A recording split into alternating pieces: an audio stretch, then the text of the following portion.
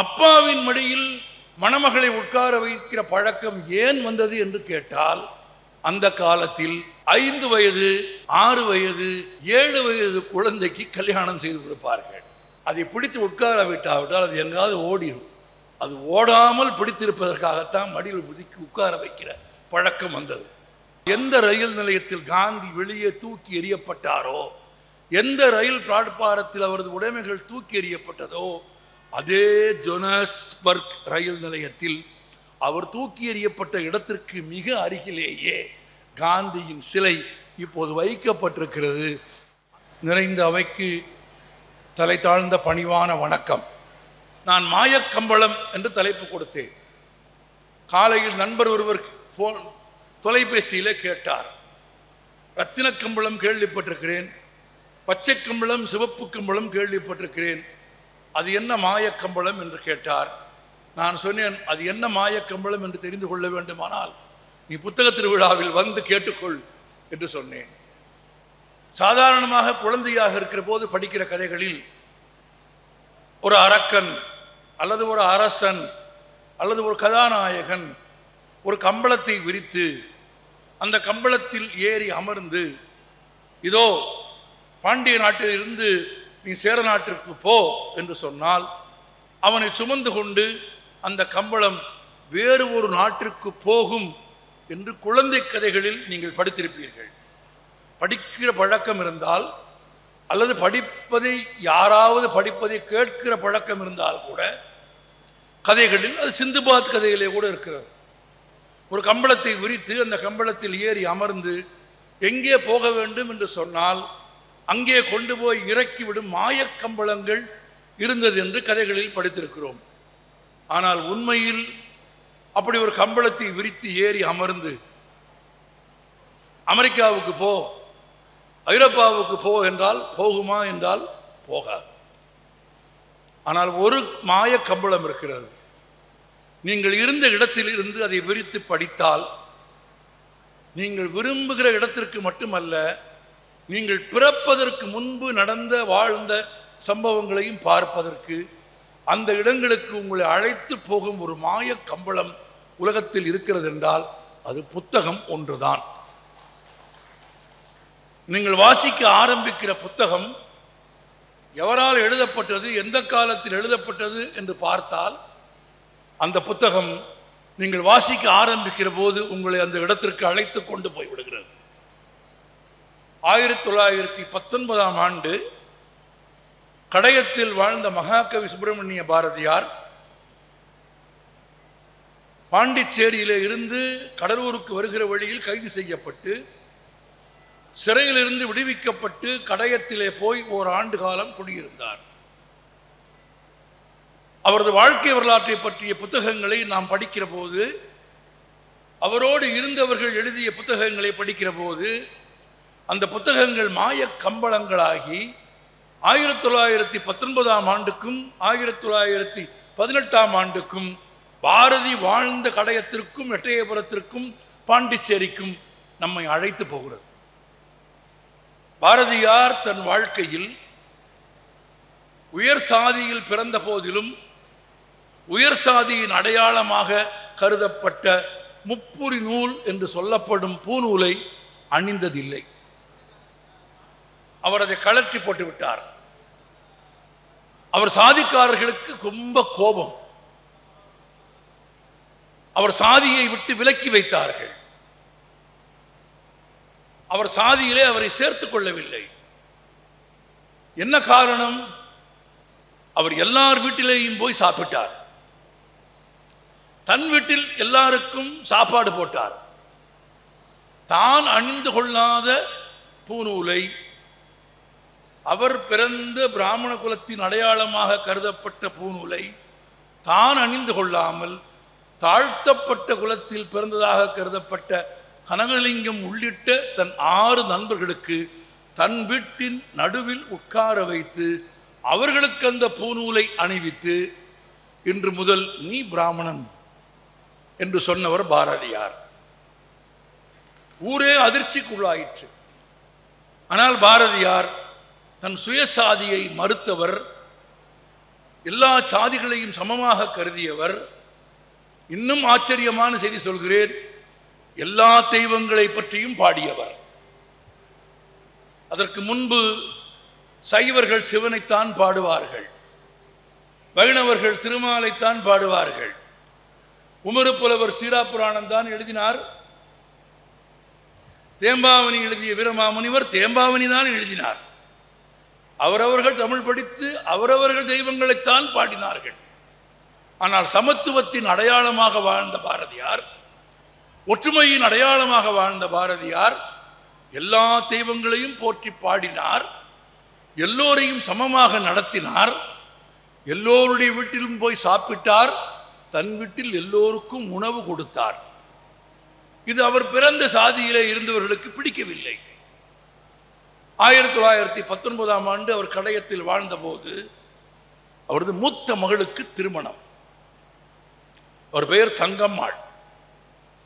மகளுக்கு திருமணம் செய்கிற போது அந்த காலத்தில் அவர் வாழ்ந்து பிறந்த சமூகத்தில் ஒரு பழக்கம் உண்டு. என்ன பழக்கம் என்றால், தகப்பன் மடியில் திருமணம் செய்து கொடுக்கிற பெண் குழந்தையை அமர்த்தி கொள்ள வேண்டும். அந்த பக்கம் அந்த பெண்ணை கல்யாணம் செய்து கொள்ளுகிற பையன் அந்த பெண்ணுக்கு மங்கள நான் பூட்டுவான். அப்பாவின் மடியில் மணமகளை உட்கார வைக்கிற பழக்கம் ஏன் வந்தது என்று கேட்டால், அந்த காலத்தில் 5 வயது 6 வயது 7 வயது குழந்தைக்கு கல்யாணம் செய்து கொடுப்பார்கள். அதை பிடித்து உட்கார விட்டாவிட்டால் அது எங்காவது ஓடிடும். அது ஓடாமல் பிடித்திருப்பதற்காகத்தான் மடியில் புதுக்கி உட்கார வைக்கிற பழக்கம் வந்தது. அது இன்றைக்கும் நீடிக்கிறது, அது வேறு. ஆனால் பாரதியின் மகளின் திருமணம் நடந்தபோது, பாரதியின் மடியில் அவர் மகள் அமர்ந்தபோது அவரது சாதிக்காரர்கள் பாரதியார் பூநூல் அணிந்து கொள்ள வேண்டும் என்று வற்புறுத்தினார்கள். தன் சுயசாதியின் அடையாளமான பூநூலை மறுத்து வாழ்ந்த பாரதியார் சம்மதிக்கவில்லை. நான் அதை எப்போதோ கழற்றி விட்டேன், நான் அணிய மாட்டேன் என்கிறார். ஆனால் அணிந்து கொண்டால்தான் மகளை மடியில் இருத்தி நீ கல்யாணம் செய்து கொடுக்க முடியும், இல்லாவிட்டால் மகளின் திருமணம் நின்று போகும் என்று பாரதியாரை அச்சுறுத்துகிறார்கள். பாரதியார் போராடி பார்க்கிறார், எதிர்த்து பேசி பார்க்கிறார். ஆனால் தங்கள் பழக்கங்களில், தங்கள் வாழ்க்கை முறையில், தங்கள் பண்பாட்டு நெறிகளில் பிடிவாதமாய் இருந்தவர்கள் பாரதியின் சொல்லுக்கு இசைவு தெரிவிக்கவில்லை. ஒரு கட்டத்தில் பாரதியின் மனைவியும் மைத்துனரும் பாரதியாரிடத்தில் கேட்கிறார்கள், ஒரு 10 நிமிஷம் அதை போட்டுக்கிட்டு வந்து உட்கார்ந்து பிள்ளைக்கு கல்யாணத்தை பண்ணி கொடுத்தா தான் என்ன என்று கேட்கிறார்கள். பாரதி, அது எப்படி, என்னால் அதை செய்ய முடியாது, ஜாதி இல்லையடி பாப்பா என்று எழுதியவன் நான், இல்லையா, ஜாதி மதங்களை பாரோம் என்று எழுதியவன் நான், என்னை ஒரு ஜாதி அடையாளத்தை நீங்கள் எப்படி சுமக்க சொல்கிறீர்கள் என்று பாரதி கேட்கிறார். நண்பர்களே, இது நடக்கும் போது 1919ஆம் ஆண்டு நடந்த இடம் திருநெல்வேலி மாவட்டம் கடையம். நன்றாக நினைவில் வைத்துக் கொள்ளுங்கள். இன்றைக்கு 2025. இன்றைக்கு நீங்கள் போய் அந்த புத்தகத்தை தேடி எடுத்து படித்தாலும் ஏறக்குறைய 100 ஆண்டுகளுக்கு முன்பு திருநெல்வேலி மாவட்டத்தில் கடையத்தின் ஒரு சின்ன கிராமத்தில் ஒரு குடும்பத்திற்குள் நடந்த ஒரு செய்தியை இன்றைக்கு நான் உங்களுக்கு சொல்ல நீங்கள் கேட்க முடிகிறது என்றால், அதை நேரில் பார்த்த, அனுபவித்த, கண்டவர்கள் புத்தகமாக எழுதி வைத்ததாலே தான் அதை வாசிக்கிற போது அந்த புத்தகம் ஒரு மாயக் கம்பளமாகி என்னை 1919ஆம் ஆண்டுக்கு கடையத்தில் செல்லம்மா பாரதியின் வீட்டிற்குள் அழைத்து போகிறது. அதான் புத்தகத்தின் சிறப்பு. கடைசியில் பாரதியார் சம்மதிக்கிறார். ஏனென்றால் ஒரே காரணம், ஒருவேளை சம்மதிக்காவிட்டால் மகளின் திருமணம் நின்று போய்விடுமோ என்கிற நிலை வருகிறது. தன்னால் மகளின் வாழ்க்கை கெட்டுப்போகக்கூடாது, மகளின் திருமணம் நின்று போய்விடக்கூடாது என்கிற ஒற்றை காரணத்திற்காக அவர்கள் விரும்பியபடி, அவர்கள் வற்புறுத்தியபடி, தன் விருப்பத்திற்கு மாறாக பூநூல் அணிந்து கொண்டு மகளை மடியில் அமர்த்தி திருமணத்தை நடத்தி கொடுக்க பாரதியார் ஒப்புக்கொள்கிறார். 10 நிமிடம் சட்டையை கழற்றி விட்டு, மேல் கோட்டை கழற்றி விட்டு, பூநூல் அணிந்து கொண்டு மகளை மடியில் இருத்தி திருமணம் நடக்கிற வரையில் பாரதியார் பொறுமை இருக்கிறார். திருமணம் முடிந்தது. அடுத்த கணம் இறங்கி வந்து சட்டையை போட்டுவிட்டு அதை கழற்றி விட்டு கோட்டை அணிந்து கொண்டார் பாரதியார். ஆனால் அவரை வற்புறுத்தி அதை அணிந்து கொள்ள வேண்டும் என்று கட்டாயப்படுத்திய ஒருவர் பாரதியாரிடத்தில் கேட்டார், என்ன ஓய் பாரதியார், வேறு வழி இல்லாமல் கீழே இறங்கி வந்துட்டீரா என்று கேட்டார். நான் சொல்லுகிற பொருள் உங்களுக்கு புரிகிறதா? என் சுயஜாதியை நான் மறுக்கிறேன், நான் ஜாதி பார்க்க மாட்டேன், நான் பூநூல் அணிய மாட்டேன் என்று வீரம் பேசினாயே பாரதி, இப்போது வேறு வழி இல்லாமல் கீழே இறங்கி வந்து விட்டாயா என்று நையாண்டியாக கேலியாக கேட்டபோது பாரதியார் அவரை பார்த்து சொன்னார், என் மகளின் திருமணத்திற்காக என்னால் கீழே இறங்கி வர முடியும், என் மகளின் திருமணத்திற்காக என்னால் கீழே இறங்கி வர முடியும், ஆனால் ஒரு கவிஞனாக என் உயரத்திற்கு உன்னால் எப்போதும் ஏறி வர முடியாது என்று சொன்னார். இந்த வேறுபாட்டை நீங்கள் புரிந்து கொண்டால் 1919க்கும் இன்றைக்கும் என்ன வேறுபாடு என்று கேட்டால், ஏறக்குறைய 81 மற்றும் 25 சேர்த்தால் 106 ஆண்டுகளுக்கு பிறகு ஒரு புத்தகத்தை சாட்சியாக வைத்துக்கொண்டு 1919 நடந்த நிகழ்வுகளுக்கு என்னை அழைத்து போய் என்னை வாசிக்க செய்து இன்றைக்கு இந்த அரங்கத்தில் கூடியிருக்கிற உங்களுக்கு சொல்ல வைத்த மாயக்கம்பளமான புத்தகத்தின் துணை கொண்டு நான் இன்னொரு உண்மை தெரிந்து கொண்டிருக்கிறேன். 106 ஆண்டுகளுக்கு முன்பு பாரதியார் பூநூல் அணிந்தே தீர வேண்டும் என்று வற்புறுத்திய யார் பெயரும் வரலாற்றில் இல்லை. ஆனால் அணிந்து கொள்ள மறுத்து வேறு வழியில்லாமல் மகளின் திருமணத்திற்காக ஒப்புக்கொண்ட பாரதியாரின் பெயர் இன்றைக்கு உலகமெங்கும் அறியப்படுகிறது. உலகமெங்கும் அவருக்கு சிலை இருக்கிறது. அப்படித்தான் மாயக்கம்பளம் போல புத்தகம் உலகத்தின் பல நாடுகளுக்கு அழைத்து போகிறது. 1919 கடையத்தில் பாரதிக்கு என்ன நடந்தது என்று எனக்கு கற்றுக் கொடுத்த அதே புத்தகம் 1908 தென்னாப்பிரிக்காவில் காந்திக்கு என்ன நடந்தது என்று சொல்கிறது. இந்தியாவின் தந்தை என்று நாம் காந்தியை சொல்கிறோம். இன்றைக்கு உலகத்தில் காந்தியின் சிலை இல்லாத நாடே கிடையாது, ஒரு நாடு கிடையாது. எல்லா நாடுகளிலும் அவர் இந்த நாட்டின் தந்தை, ஆனால் எல்லா நாடுகளிலும் அவருக்கு சிலை இருக்கிறது. ஆனால் அந்த காந்தி ஒரு வழக்கறிஞராக தென்னாப்பிரிக்காவில் பணியாற்றிய போது இந்தியாவை ஆண்ட அதே ஆங்கிலேயர்கள் தான் தென்னாப்பிரிக்காவை ஆண்டார்கள். தென்னாப்பிரிக்காவில் வக்கீல் தொழில் செய்து நல்ல பொருள் ஈட்டி வசதியான வாழ்க்கை வாழ்ந்த காந்தி ரயிலில் பயணம் செய்ய வேண்டும் என்று விரும்பி, அன்றைக்கு ரயிலில் 2 வகுப்பு தான், ஒன்று முதல் வகுப்பு, இன்னொன்று 2ஆம் வகுப்பு. ஆங்கிலேயர்கள் ஒரு நடைமுறை வைத்திருந்தார்கள், முதல் வகுப்பில் ஆங்கிலேயர்கள் மட்டும்தான் பயணம் செய்ய வேண்டும், 2ஆம் வகுப்பிலே தான் மற்றவர்கள் பயணம் செய்ய வேண்டும். அதை விட முதல் வகுப்பிற்கு கட்டணம் அதிகம். எனவே யாரும் முதல் வகுப்பில் பயணம் செய்ய மாட்டார்கள், வசதி இல்லை என்பதால்.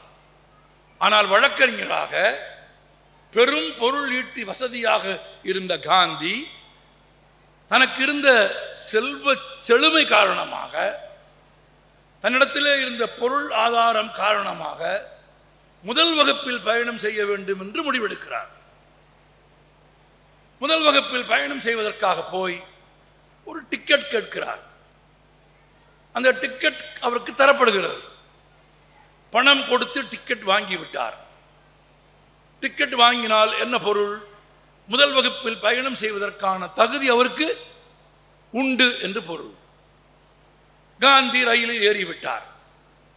ரயில் போகிறது. 1.5 மணி நேர பயணத்திற்கு பிறகு தென்னாப்பிரிக்காவிலே இருக்க ஜோனஸ்பர்க் என்கிற ஒரு ரயில் நிலையத்தில் வந்து ரயில் நிற்கிறது. 1908ஆம் ஆண்டு தென்னாப்பிரிக்காவில் வாழ்ந்த காந்தி முதல் வகுப்பில் பயணம் செய்வதற்கான ஒரு சீட்டுக்கு எடுத்துக்கொண்டு ஒரு இடத்திலிருந்து 1.5 மணி நேரம் பயணம் செய்து ஜோனஸ்பர்க் வந்து சேர்ந்தார் என்பதை இன்றைக்கு எனக்கும் உங்களுக்கும் எது சொல்லுகிறது? எது சொல்லுகிறது? ஏன் பேச மாட்டீங்க? கேட்குதா? மைக் வேலை செய்யுது, வேலை செய்யுது. எது சொல்லுகிறது? புத்தகம். அப்படியானால் 1908ஆம் ஆண்டுக்கும் தென்னாப்பிரிக்காவுக்கும் உங்களையும் இன்னும் அழைத்து போகும் மாய கம்பளம் எது? சத்தமா தான் சொல்லுங்களேன். 50 பேர் இருக்கீங்க, பேசலாம் தானே? நான் எல்லா ஊர்லையும் பணிவோடு வேண்டிக் கொள்வது ஒன்றுதான். புத்தன் எழுதுகிறான், இந்த உடம்பில் 9 துவாரங்கள் இருக்கிறது. 9 துவாரங்களில் இருந்து வெளிப்படும் பொருட்களும் நறுமணமற்றதாக இருக்கிறது.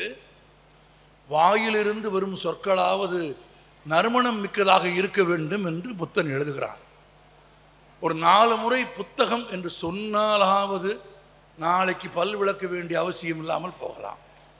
ஒரு நல்ல வார்த்தை சொல்வதற்கு தான் 1908ஆம் ஆண்டு தென்னாப்பிரிக்காவில் ஜோனாஸ்பர்க் ரயில் நிலையத்தில் காந்திக்கு நடந்ததை இன்றைக்கு உங்களுக்கும் எனக்கும் அழைத்து கொண்டு போய் காட்டும் மாய கம்பளம் எது? புத்தகம். நன்றி. எல்லாம் சேர்ந்து சொல்லுங்க, புத்தகம். ரயில் ஜோனாஸ்பர்க் ரயில் நிலையத்தில் வந்து நிற்கிறது. நண்பர்களே, நான் சொல்வதை நீங்கள் காட்சியாக பார்க்க வேண்டும். அன்றைக்கு ஒரு மகாத்மா காந்தி இல்லை, இந்திய அரசியலில் எல்லோராலும் கொண்டாடப்பட்ட ஒரு மனிதர் அல்ல. அன்றைக்கு ஒரு மோகன்தாஸ் கரம்சந்த் காந்தி ஒரு வழக்கறிஞர், ஆனால் வசதியான பணம் படைத்த வழக்கறிஞர். நண்பர்களே, ஒன்றை நினைவில் வைத்துக் கொள்ளுங்கள், காந்தியின் நிறம் கருப்பு அல்ல. பிறப்பால் குஜராத்தியான காந்தி தென்னிந்தியர்களை விட நல்ல நிறமுடையவர் தான். அவரை நேரில் பார்த்தவர்கள் எழுதியிருக்கிறார்கள், நல்ல நிறம்தான். காந்தி என்னை மாதிரி, நம்மில் சிலரை மாதிரி கருப்பெல்லாம் இல்லை, நல்ல சிவப்பு தான். ஆனால் வெள்ளைக்கார சிவப்பு இல்லை. ரெண்டுக்கு வித்தியாசம் தெரிகிறதா? நம்ம சிவப்பு தான், நம்மள அவர் சிவப்பு தான், ஆனால் அவங்க அளவுக்கு அவர் சிவப்பு இல்லை. ரயிலில் ஏறிய அந்த பரிசோதகர் காந்தியிடத்தில் கேட்டார், ஹூ ஆர் யூ என்று கேட்டார். அவர் என்ன கேட்டிருக்க வேண்டும்? முதல் வகுப்பில் பயணம் செய்கிறாயே, டிக்கெட் எங்கே என்று கேட்டிருக்க வேண்டும். ரைட்டா? அவர் சொல்றாரு, அவர் பேசுறாரு, நீங்க பேச மாட்டேங்கிறீங்க. அவர் மைக் செட்காரர் பேசுறாரு. அவர் என்ன கேட்டிருக்கணும்? டிக்கெட் எங்கன்னு கேட்டுக்கணும். ஆனால் நீ யார் என்று அந்த வார் கேட்டார். காந்தி இயற்கையாகவே நல்ல பண்புடைய பொறுமையான மனிதர். காந்தி சொன்னார், I am Mohandas Karamchand Gandhi, an advocate. Your ticket. இப்பதான் கேட்டாங்க. முதல் வகுப்பில் பயணம் செய்வதற்கான தன் டிக்கெட்டை எடுத்து காந்தி காண்பித்தார். அந்த வெள்ளைக்கார அதிகாரி சொன்னான், இது ஆங்கிலேயர்கள் மட்டும் பயணம் செய்யும் பெட்டி. இதில் கருப்பரான காந்தி கருப்பு இல்லை, அதுதான் இவ்வளவு சொன்னேன். அவன் கருப்பன்னு சொல்றது என்ன பொருள்னா, எங்க அளவுக்கு நீ சிவப்பு இல்லை. கருப்பர்கள், அடிமைகள் இதில் பயணம் செய்யக்கூடாது. காந்தி சொல்கிறார், இல்லை, இதில் பயணம் செய்வதற்கான பயண சீட்டு என்னிடத்தில் இருக்கிறது. I am eligible to travel. இந்த பெட்டியில் பயணம் செய்வதற்கான தகுதி, அதற்கான பயண சீட்டு என்னிடம் இருக்கிறது. அவன் சொல்லுகிறான், உன்னிடத்தில் பணம் இருக்கலாம், உன்னிடத்தில் பயண சீட்டு இருக்கலாம், ஆனால் நீ ஆங்கிலேயன் இல்லை, நீ அடிமை. நீ எங்களைப் போல் நிறத்தில் உயர்ந்தவன் இல்லை, நீ கருப்பன். இந்த பெட்டியில் எங்களுக்கு சமமாக நீ பயணம் செய்யக்கூடாது என்று அவன் காந்தியிடத்தில் காந்தியை வெளியே போக சொல்கிறான். காந்தியிடத்தில் டிக்கெட் இல்லாமல் இருந்தால் போக சொல்லலாம். காந்தி இடத்துல டிக்கெட் இருக்கிறது. டிக்கெட் இருந்தும் அவன் காந்தியை வெளியே போக சொல்கிறான். காந்தி பணிவோடு மறுக்கிறார். அந்த டிக்கெட் பரிசோதகர் அடுத்து என்ன செய்தார் தெரியுமா? காந்தியை அந்த பெட்டியில் இருந்து வெளியே தள்ளிவிட்டார். தள்ளிவிட்டது மட்டும் இல்லை, காந்தியின் பைகள், காந்தியின் உடைமைகள் அனைத்தையும் எடுத்து தூக்கி வெளியே எறிந்தார். முதல் வகுப்பு பயணச்சீட்டுக்கான தகுதி இருந்தும், கையில் அதற்கான பயணச்சீட்டு இருந்தும், அடிமை என்பதால் எங்களுக்கு சமமாக உட்கார்ந்து நீ பயணம் செய்யக்கூடாது என்று அன்றைக்கு ரயிலில் பணியாற்றிய ஒரு டிக்கெட் பரிசோதகர், பெரிய இங்கிலாந்தின் அரசன் இல்லை, அவன் ஒன்றும் பெரிய அதிகாரிலாம் இல்லை, டிக்கெட்டுகளை பரிசோதனை செய்யும் ஒரு பரிசோதகனுக்கு இருந்த நிறவெறி காரணமாக ரயிலிலே இருந்து காந்தி தள்ளிவிடப்பட்டார். பிளாட்பாரத்தில் வந்து காந்தி விழுந்தார். அவரது உடைமைகளையும் ரயிலிலே இருந்து தூக்கி போட்டார்கள். நண்பர்களே, இந்த சம்பவம் நடந்ததை காந்தியே எழுதுகிறார். தன் வாழ்நாளில் தனக்கு நடந்த அவமானத்தை பல்லாயிரம் பக்கங்கள் தன் வாழ்க்கையாக எழுதிய சத்திய சோதனை என்று புகழ்பெற்ற நூலாக எழுதிய காந்தி தனக்கு ஜோனஸ்பர்க்கில் நடந்த அவமதிப்பை எழுதிவிட்டு அதே பக்கத்தில் எழுதுகிறார், நிறத்தின் பெயரால், அதிகாரத்தின் பெயரால் உரிய பயணச்சீட்டு இருந்தும் நான் அவமதிக்கப்பட்டதற்கு எதிராக எதிர்த்து போராடி விடுதலையை, சுதந்திரத்தை தென்னாப்பிரிக்க மக்களுக்கும் நிறவெறிக்கு எதிரான போராட்டத்தை என் வாழ்நாள் முழுவதிலும் நடத்த வேண்டும் என்றும் நான் முடிவெடுத்தேன் என்று காந்தி எழுதுகிறார். நண்பர்களே, வரலாற்றின் சிறப்பு பாருங்கள். அந்த பயணச்சீட்டு அவரிடம் இருந்தும் அவரை தூக்கி வெளியே போட்ட அந்த பரிசோதகரின் பெயர் வரலாற்றில் இல்லை. அவர் யார் என்று யாருக்குமே தெரியாது. ஆனால் எந்த ரயில் நிலையத்தில் காந்தி வெளியே தூக்கி எறியப்பட்டாரோ, எந்த ரயில் பிளாட்பாரத்தில் அவரது உடைமைகள் தூக்கி எறியப்பட்டதோ, அதே ஜோனஸ்பர்க் ரயில் நிலையத்தில் அவர் தூக்கி எறியப்பட்ட இடத்திற்கு மிக அருகிலேயே காந்தியின் சிலை இப்போது வைக்கப்பட்டிருக்கிறது. அந்த சிலைக்கு கீழே இந்த சம்பவம் எழுதப்பட்டிருக்கிறது. இங்கேதான் நிறவெறியின் காரணமாக, அடக்குமுறையின் காரணமாக அவரது பெட்டியும் அவரும் தூக்கி எறியப்பட்டார்கள்.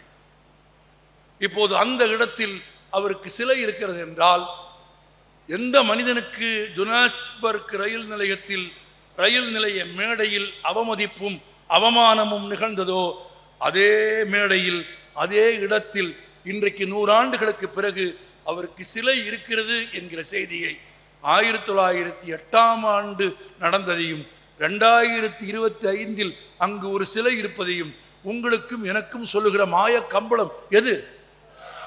புத்தகம். நீங்கள் பிறந்திருவதற்கு முந்தைய காலத்தை உங்கள் கண்முன்னே கொண்டு வந்து காட்டுகிற மாய கம்பளம் எது? புத்தகம்.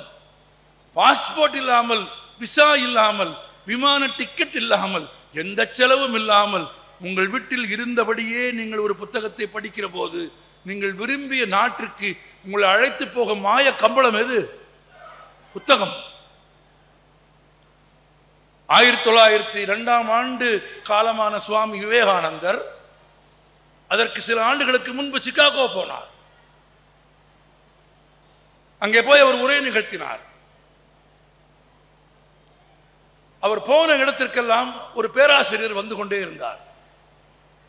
அவருக்கு ஏனோ விவேகானந்தரை பிடிக்கவில்லை. விவேகானந்தரை பார்த்தாலே அவருக்கு அருவருப்பு, கோபம். அவர் விவேகானந்தரை அவமதிக்க வேண்டும் என்று விரும்புகிறார். ஆனால் விவேகானந்தர் யாரையும் அவமதிக்கும் பழக்கமுடையவர் அல்ல. இன்னும் சொல்ல போனால் உலக சமய மகாநாட்டில் கூடியிருந்த எல்லோரையும் கணவான்களே, பெரியோர்களே, தாய்மார்களே, லேடிஸ் அண்ட் ஜென்டில்மென் என்று ஆங்கிலத்தில் உரையாற்றிய காலத்தில் உலகத்திலேயே முதன்முறையாக ஒரு பொது மேடையில் கூடியிருந்த மக்களை பார்த்து சகோதர சகோதரிகளே என்று அழைத்த முதல் மனிதர் விவேகானந்தர். அதற்கு முன்பு மேடையில் ஆங்கிலத்தில் பேசுகிற போது பிரதர்ஸ் அண்ட் சிஸ்டர்ஸ் என்று பேசும் வழக்கம் கிடையாது. லேடிஸ் அண்ட் ஜென்டில்மென், சீமான்களே சீமாட்டிகளே என்றுதான் பேசுவார்கள். ஆனால் முதன்முறையாக ஒரு மனிதர் இந்தியாவிலே இருந்து போய் brothers and sisters of America என்று அழைத்தார். நண்பர்களே, அவரை பேச அனுமதிக்கவில்லை. அவர் பேசுவதற்கு நேரம் தரவில்லை. காலையிலே இருந்து அவர் பேசுவதற்கு அனுமதி கேட்டுக்கொண்டே இருந்தார். மாலை வரை அவரை பேச அனுமதிக்கவில்லை. மாலையில் அவரை பேச அழைக்கிறார்கள். அதுவும் கொஞ்ச நேரம் பேசிவிட்டு போ என்பது போல அழைக்கிறார்கள். மேடையில் வந்து நின்று அந்த இளம் துறவி, இந்தியாவிலே இருந்து சமத்துவத்தை உலகத்திற்கு சொல்லுவதற்கு போன அந்த துறவி, கூடியிருந்த எல்லா சமயத்தவர்களையும் பார்த்து brothers and sisters of America என்று அழைத்த கணத்தில் அந்த அரங்கம் அதிர்ந்து, அதுவரை கேட்காத ஒரு சொல்லை கேட்டு, தன்னை சகோதரனாக பாவிக்கும் ஒரு சொல்லை, ஒரு வார்த்தையை முதன்முறையாக கேட்டு, ஏறக்குறைய இந்த 2 சொற்களுக்காக மட்டும் brothers and sisters of America என்கிற 4 வார்த்தைகளுக்காக அந்த கூட்டம் எழுந்து நின்று மிக நீண்ட நேரம் கைதட்டி தங்கள் மகிழ்ச்சியை தெரிவித்தது. இது அந்த பேராசிரியருக்கு பிடிக்கவில்லை. அவர் எப்படியாவது விவேகானந்தரை அவமதிக்க வேண்டும் என்று விரும்புகிறார். விவேகானந்தரின் சிறப்பை சொல்வதற்கு 100 செய்திகள் இருக்கிறது. விவேகானந்தரின் மேன்மையை சொல்வதற்கு அவளுக்கு வாழ்க்கை வரலாற்றிலே நான் படித்த செய்திகள் நிறைய இருக்கிறது. ஆனால் இந்த செய்தியை ஏன் சொல்கிறேன்? எவ்வளவு மேன்மை உள்ள மனிதர்களையும் இழிவுபடுத்துவதற்கென்று சிலர் வருவார்கள். நல்ல பண்புடைய, எல்லா சமயங்களையும் ஒன்றாக கருதிய, எல்லோரும் சமத்துவமாக வாழ வேண்டும் என்று விரும்பிய சுவாமிஜியினுடைய தோற்றமும் அவருக்கு கிடைத்த பாராட்டும் புகழும் அந்த பேராசிரியருக்கு பிடிக்கவில்லை. அவர் சந்தர்ப்பத்திற்கு காத்து கொண்டே இருந்தார். ஒரு நாள் தற்செயலாக அமெரிக்காவிலே தங்கியிருந்த சுவாமிஜியை அவர் பார்த்தார். சிகாகோவிலேயே பார்த்தார். அந்த பேராசிரியர், அவர் அமெரிக்கர். அவர் கேட்டார், நான் உங்களிடத்தில் ஒரு கேள்வி கேட்க விரும்புகிறேன் என்றார். சுவாமிஜி சொன்னார், கேளுங்கள். அவர் அவமதிக்கத்தான் கேட்கிறார் என்று சுவாமிஜிக்கு தெரியாது. அவர் ஏதோ உரையாட விரும்புகிறார் என்று நம்பித்தான் சுவாமிஜி சொன்னார். அவர் சொன்னார், உங்கள் கண் முன்னால் நிறைய பணம் இருக்கிறது, இன்னொரு புறத்தில் அறிவு ததும்பும் புத்தகங்கள் இருக்கிறது. 2இல் நீங்கள் எதை எடுப்பீர்கள் என்று கேட்டார். நீங்க என்ன சொல்லுவீங்க? சுவாமிஜி புத்தகம் சொல்வோம். சுவாமிஜியை அவர் கேட்டார், நிறைய பணம், அறிவு ததும்பும் புத்தகங்கள், 2இல் நீ எதை எடுப்பாய் என்று அந்த பேராசிரியர் விவேகானந்தரை கேட்டார். தயக்கமில்லாமல் அடுத்த நொடி விவேகானந்தர் சொன்னார், பணத்தை தான் எடுத்துக்கொள்வேன் என்று சொன்னார். ஒரு துறவி பணத்தாசை பிடித்தவனாக இருப்பான் என்று அந்த பேராசிரியர் எதிர்பார்க்கவில்லை. அவருக்கு ரொம்ப மகிழ்ச்சியாகிவிட்டது. இவனை அவமானப்படுத்துவதற்கு நல்ல வாய்ப்பு கிடைத்தது என்று.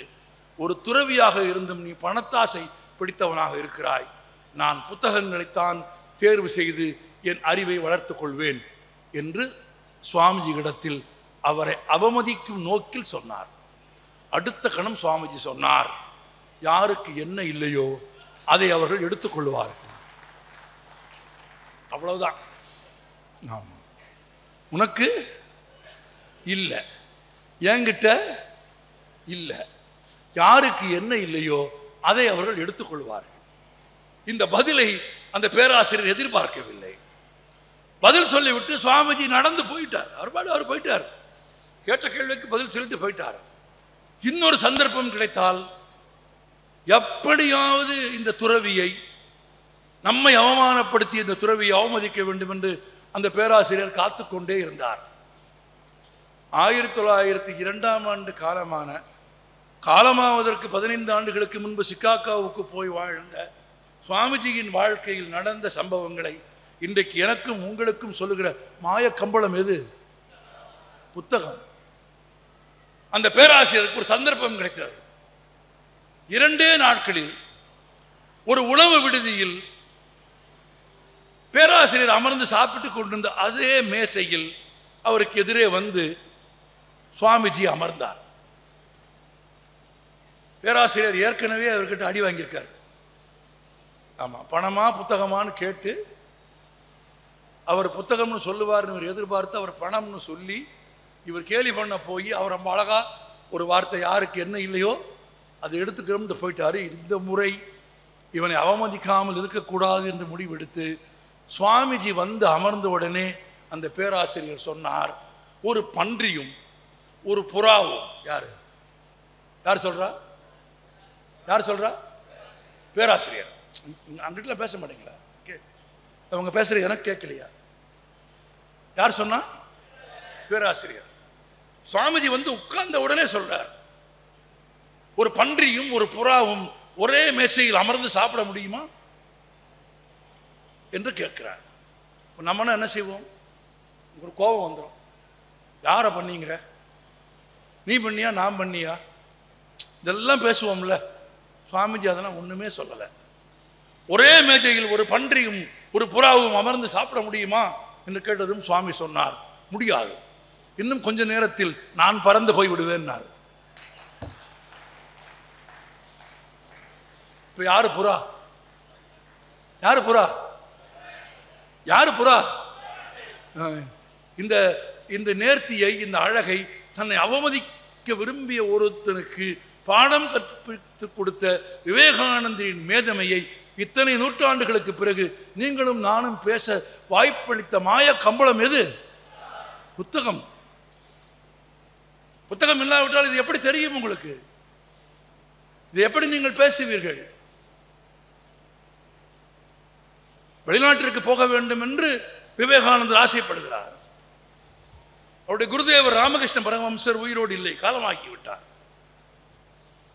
குருதேவர் இறந்ததற்கு பிறகு இந்தியா முழுவதிலும் பயணம் செய்து கால்நடையாக சுற்றுப்பயணம் செய்துவிட்டு அயல்நாட்டிற்கு போவதற்கான சர்வ மத மகாநாட்டில் பேசுவதற்கான வாய்ப்பு கிடைத்த பிறகு அயல்நாட்டு பயணம் மேற்கொள்வதற்கு முன்பாக தன் குருதேவரின் துணைவியாரும் அருள் பொங்கும் எண்ணமும் சிந்தையும் கொண்ட சாரதாதேவி இடத்தில் அனுமதி பெற வேண்டும் என்று விவேகானந்தர் விரும்புகிறார். அம்மா குருவோட மனைவி அனுமதி வாங்கணும்னு போறார். அம்மா கேட்கிறாங்க, நரேந்திரா என்ன வேண்டும்? அவருடைய இயற்பெயர் நரேந்திரன். நரேந்திரா என்ன வேண்டும்? சர்வமத சபை சிகாகோவில் கூடுகிறது, எனக்கு அழைப்பு வந்திருக்கிறது, நான் போக வேண்டும் என்று விரும்புகிறேன், உங்கள் அனுமதியும் ஆசையும் வேண்டி நிற்கிறேன் என்று சுவாமி விவேகானந்தர் பணிந்து கேட்கிறார். அந்த அம்மையார் என்ன செய்கிறார்? நீங்கள் பாருங்கள் நண்பர்களே, ஒரு புத்தகத்தை தொடர்ந்து படிக்கிற ஒருவருக்கு வாழ்க்கையில் எப்படி நடந்து கொள்ள வேண்டும் என்பதை புத்தகம் கற்றுக் கொடுக்கிறது. புத்தகங்கள் யாரும் இல்லாத போது உங்களுக்கு துணையாக இருப்பவை, வழித்துணையாக இருப்பவை. உங்கள் அறிவை, உங்கள் எழுத்தை, உங்கள் சிந்தனையை, உங்கள் பழக்க வழக்கங்களை மாற்றும் பண்புடையவை புத்தகங்கள். சுவாமிஜி கேட்கிறார், அனுமதி கொடுக்க வேண்டும். அந்த அம்மா ஒன்றும் சொல்லவில்லை. நரேன், அதோ அந்த தட்டில் இருக்கும் பழங்கள் நறுக்கும் கத்தியை எடுத்து கொடு என்று கேட்கிறார். சாதாரணமான சம்பவம். பழங்கள் நறுக்கும் கத்தியை எடுத்துக் கொடு என்று கேட்கிறார். எழுந்து போய் தான் கேட்டதற்கான அனுமதியையும் ஆசையையும் இன்னும் அந்த அம்மா கொடுக்கவில்லை. அதற்கு பதிலாக அந்த கத்தியை எடுத்துக்கொண்டு வா என்று சொல்கிறார். சரி, கத்தி வேறு எதற்காகவோ கேட்கிறார் என்று கருதி விவேகானந்தர் எழுந்து போய் பழம் நறுக்கிற அந்த கத்தியை எடுத்து கொண்டு வந்து அன்னை இடத்தில் கொடுக்கிறார், சாரதா தேவி இடத்தில் கொடுக்கிறார். கத்தியை வாங்கி கீழே வைத்துவிட்டு அன்னை சொல்கிறார், நீ அமெரிக்காவுக்கு போய் வா. இப்போ நம்ம எதுக்கு வந்தோம்? விவேகானந்தரை பொறுத்த வரைக்கும் பாருங்க, எதுக்கு வந்தோம்? அனுமதி வாங்க வந்தோம். அனுமதி கிடைச்சிருச்சா? கிடைச்சிருச்சு. ஆசி வேணும்னு வந்தோம், கிடைச்சிருச்சா? கிடைச்சிருச்சு. நீங்களும் நானும் என்ன செய்வோம்? வந்த வேலை முடிஞ்சிச்சுன்னு போயிடுவோம். ஆனால் விவேகானந்தருக்கு சந்தேகம் வந்துருச்சு. அனுமதி தருவதற்கு முன்பாக பக்கத்தில் எழுந்து போய் எடுக்கிற தூரத்தில் இருக்கிற ஒரு கத்தியை கொண்டு வந்து தன்னிடத்தில் தர வேண்டும் என்று அன்னை கேட்டுக்கொண்டதற்கும் தான் வெளிநாடு செல்ல அனுமதித்ததற்கும் ஏதாவது தொடர்பு இருக்கிறதா இல்லையா, இல்லை இரண்டுமே வேறு வேறு நிகழ்வுகளா என்று தெரிந்து கொள்ள சுவாமிஜி விரும்பினார். நுட்பமான அறிவுள்ளவர்கள் ஒவ்வொரு செயலுக்குமான காரணத்தை தேடுவார்கள் என்று இந்த வாசிப்பில் புத்தகம் கற்றுக் கொடுக்கிறது. பணிவோடு சுவாமிஜி கேட்டார், நான் சிகாகோ போவதற்கு அனுமதி கேட்டேன், அனுமதி தந்தீர்கள், ஆசி உரைத்தீர்கள், நன்றி. ஆனால் உங்கள் அனுமதியையும் ஆசியையும் தருவதற்கு முன்பு அந்த பழக்கத்தையை எடுத்துக்கொண்டு வந்து தர வேண்டும் என்று சொன்னீர்களே, அதற்கும் உங்கள் அனுமதிக்கும் ஏதாவது தொடர்பு இருக்கிறதா என்று கேட்டார். அன்னை சாரதா தேவி சிரித்து கொண்டே சொன்னார், ஆம் நரேந்திரா, அதற்கும் நான் அனுமதி கொடுத்ததற்கும் தொடர்பு இருக்கிறது என்று சொன்னார். என்ன தொடர்பு என்று வியந்து போய் விவேகானந்தர் கேட்டார்.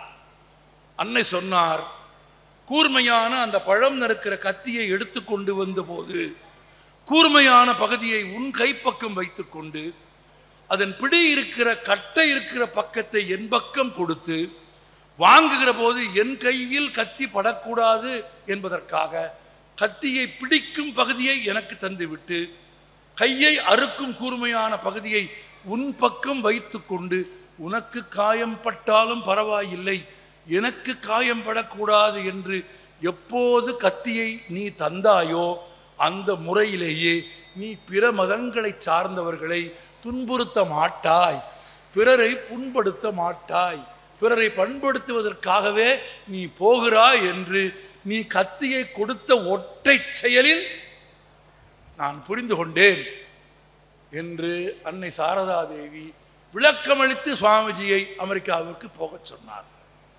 ஒரு சாதாரண பழம் நறுக்கிற கத்தியை எடுத்து கொடு என்று சொன்னால் அதை கொடுக்கிற போது எப்படி கொடுக்க வேண்டும், வாங்குகிறவர்களுக்கு காயம் இல்லாமல், வாங்குகிறவர்களுக்கு தீங்கு இல்லாமல், பிடி இருக்கிற பக்கத்தை தான் அவர்களுக்கு கொடுக்க வேண்டும் என்கிற சாதாரணமான எளிய நடைமுறை அறிவை கற்றுத்தந்த மாய கம்பளம் எது? புத்தகம்.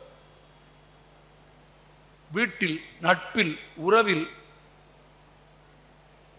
ஊரில், மூத்தவர்களிடத்தில், இளையவர்களிடத்தில், குழந்தைகளிடத்தில், ஒவ்வொருவரிடத்திலும் ஒரு மனிதன் எப்படி நடந்து கொள்ள வேண்டும் என்கிற பண்பை கற்றுத்தரும் மாய கம்பளம் எது? புத்தகம். நான் நிறைவாக ஒரு செய்தி சொல்கிறேன். உங்கள் எல்லோருக்கும் மண்டேலாவை தெரியுமா? நெல்சன் மண்டேலா 27 ஆண்டு காலம் சிறையில் இருந்தவர். 27 ஆண்டு காலம். 27 ஆண்டு காலமும் சிறையில் புத்தகங்களைத்தான் படித்தார் மண்டேலா. விடுதலையாகி சிறைச்சாலையின் வெளியே நிற்கிறார். அது ஒரு ஆவணப்படமாக இருக்கிறது, வாய்ப்பு கிடைத்தால் பாருங்கள். சிறைச்சாலையின் வாசலில் வந்து நின்ற மண்டேலாவை ஒரு ஆங்கிலேய நிருபர் கேட்டார், மிஸ்டர் மண்டேலா, இன்றைக்கே மீண்டும் கைது செய்யப்பட்டு மீண்டும் சில 10 ஆண்டுகள் சிறையில் வைக்குமாறு ஆங்கிலேய அரசாங்கம் உத்தரவிட்டால் நீங்கள் என்ன செய்வீர்கள் என்று கேட்டபோது புன்னகைத்துக் கொண்டே சொன்னார், வாசிப்பதற்கு புத்தகங்கள் கொடுத்தால் இன்னும் 27 ஆண்டுகள் சிறையில் இருக்க தயாராக இருக்கிறேன் என்று சொன்னார். வாசிப்பவரை எங்கே கொண்டு போய் நிறுத்தியது தெரியுமா? சிறையில் இருந்தபோது அவர் மீது சிறுநீர் ஊற்றி, அவர் உண்ணுகிற உணவில் சிறுநீர் ஊற்றி அவரை அடித்து துன்புறுத்திய ஒரு அதிகாரியை மண்டேலா மீண்டும் சந்தித்தார். எப்போது சந்தித்தார்?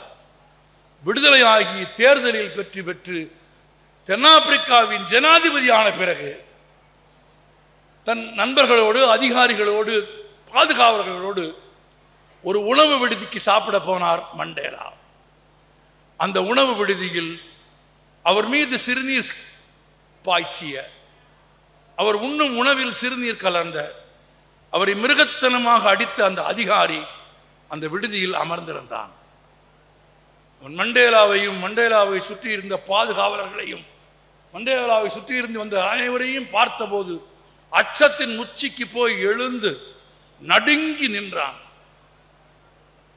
உண்மையில் யாரேனும் ஒருவர் நமக்கு அப்படி ஒரு தீங்கு இழைத்திருந்தால் மீண்டும் அவரை தண்டிக்கும் அதிகாரமும் பலமும் உள்ள இடத்தில் நாம் இருந்து அவரை சந்தித்தால் என்ன செய்வோம்? பழி தீர்த்துக் கொள்ள விரும்புவோம். அதிகாரமே இல்லாவிட்டாலும் கூட பழி வாங்கும் மனம்தான் இருக்கும். ஆனால் தென்னாப்பிரிக்காவின் ஜனாதிபதியாக இருந்த மண்டேலா அவரை பார்த்து அமர சொன்னார். அவர் சாப்பிடுவதற்கு இடையூறாக இருக்க வேண்டாம் என்று அவரை பார்க்காமல் வேறொரு புறம் திரும்பி அமர்ந்து கொண்டார் மண்டேலா. அந்த மனிதன் ஒன்றுமே செய்யவில்லை.